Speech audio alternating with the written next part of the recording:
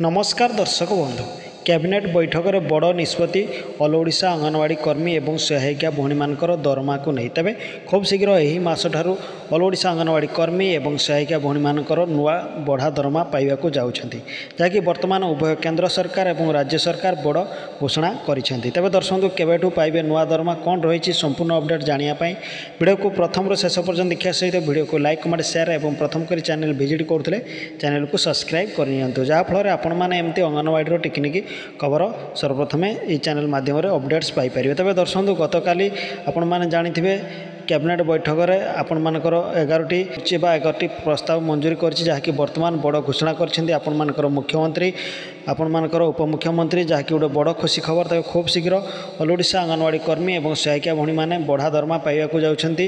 तेबे आसंता जून मास शेष सुधा नुआ बढ़ा दरमा पाइपर जहाँकि वर्तमान बड़ निष्पत्ति नहीं आपण मानकर उभय केंद्र सरकार और राज्य सरकार। तेबे कैबिनेट बैठक में 11 प्रस्ताव मंजूरी पाई जहाँकि वर्तमान मुख्यमंत्री बड़ घोषणा कर। तेबे आसंता जून मास शेष सुधा आपण मानकर दरमा पाइपर।